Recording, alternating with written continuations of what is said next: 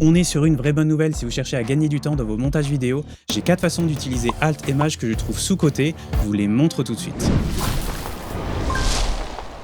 Ma première astuce, c'est avec Alt. Quand on se retrouve avec une suite de clips où il y a de la vidéo et de l'audio qui sont liés entre eux, on peut aller ici sur la petite chaîne pour temporairement désactiver ce lien qui lie le son et l'audio. Mais on peut aller encore plus vite. En maintenant Alt enfoncé, je peux venir sélectionner avec clic gauche seulement la vidéo, par exemple, et venir la déplacer sans toucher à la petite chaîne et sans risquer d'oublier de la réactiver juste après. Ça marche aussi avec le son. Si j'appuie sur Alt pour sélectionner seulement le son, ça enlève temporairement le lien qui les unit. La deuxième astuce, elle est aussi avec Alt, mais ici, il faut d'abord sélectionner la vidéo et le son qui sont liés.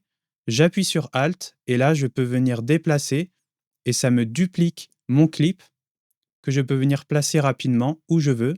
Si jamais j'ai besoin de le mettre ailleurs, hop, je rappuie encore sur Alt et je peux avoir très rapidement, par exemple, juste un bruitage ou un titre ou une vidéo d'illustration qui est récurrente dans mon montage. Je peux très vite venir l'amener un peu n'importe où en restant appuyé sur Alt, sachant qu'on peut le combiner avec la première. D'abord, je prends seulement la vidéo en restant sur Alt, puis je duplique. Regardez-moi tout ce qu'on peut faire avec une seule petite touche. C'est absolument merveilleux. Et là, je me retrouve avec seulement la touche Alt à faire des choses qui m'auraient pris beaucoup plus de temps à faire si je l'avais fait à la main. Et la troisième astuce, c'est avec Shift cette fois-ci, donc la touche Maj, la petite flèche. Là, si je viens sélectionner mon audio et ma vidéo qui sont liés et que je reste enfoncé sur Maj, je peux venir le monter, changer de hauteur de piste, mais si je viens déplacer horizontalement, elle est complètement bloquée. Ça cadenasse ma sélection dans l'axe vertical. Si je me dis que ces plans-là, par exemple, il faut qu'ils soient sur la ligne d'au-dessus, eh bien, je viens les sélectionner. Si je reste enfoncé sur Maj,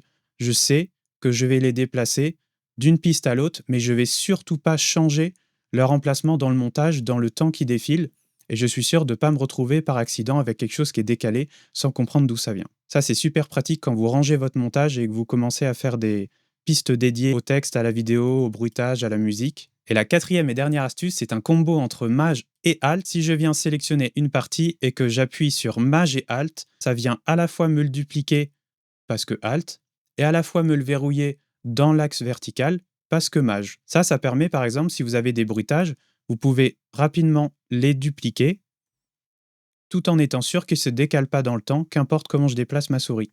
Et c'est pareil pour la vidéo, si vous avez un texte par exemple que vous voulez dupliquer pour le mettre en noir en dessous, faire un effet d'ombre, vous le sélectionnez avec Alt pour pas avoir le son si jamais il est lié à un son que vous ne voulez pas toucher en termes de hauteur de piste. Vous le dupliquez, vous restez toujours sur Alt pour le dupliquer, mais aussi sur Maj pour être sûr qu'il ne se décale pas dans le temps s'il est déjà calé dans votre montage. Voilà, j'espère que vous avez appris quelque chose. Allez voir dans la description de cette vidéo. Je vous partage plein d'astuces et d'outils que j'utilise personnellement pour faire des meilleures vidéos et ce plus rapidement. Et en attendant, moi je vous dis à très bientôt dans la prochaine vidéo.